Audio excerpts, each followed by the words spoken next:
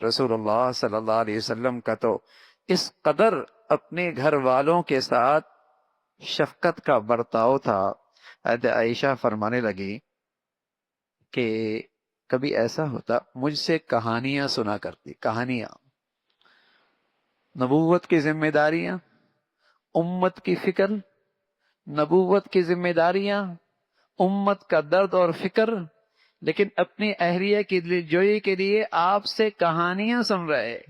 ام زرع، حدیث ام زرع، حدیث کی کتابوں میں یہ بہت مشہور واقعہ ہے. حدیث ام زرع کے نام سے 10 جاہلیت کے زمانے کی 10 عورتوں کی کہانی ہے. تو آپ علیہ الصلوۃ والسلام صرف اپنی اہلیہ کی دلجوئی کے لیے وہ سنا کرتے تھے.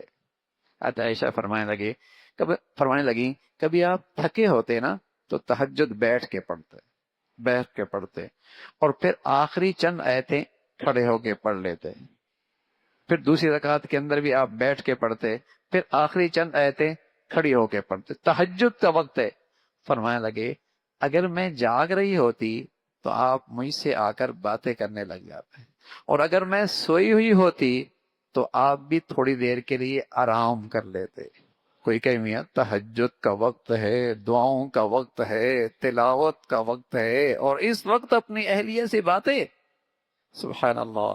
اللہ کے نبی صلی اللہ علیہ وسلم نے اپنے عمل سے سبق سکھایا یہ نیکی بھی کوئی چھوٹی نہیں ہے. اگر اللہ کے لیے یہ اختیار کی جائے تو یہ نیکی بھی بہت بڑی ہے، یہ نیکی بھی بہت بڑی ہے. اور سچی بات ہے جس قدر میاں بیوی کا آپس کی زندگی کا تعلق بڑھا ہوا ہوگا، اعتماد والا ہوگا، محبت والا ہوگا، شوہر بھی فتنوں سے باک رہے گا، عورت بھی فتنوں سے محفوظ رہے گی.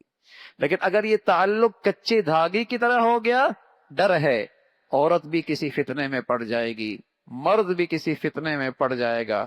اور بھائی اب تو فتنوں کے آلات ہر ایک کے ہاتھ میں ہیں، اب تو شیطانی اغوا کے آلات ہر ایک کے ہاتھ میں ہیں.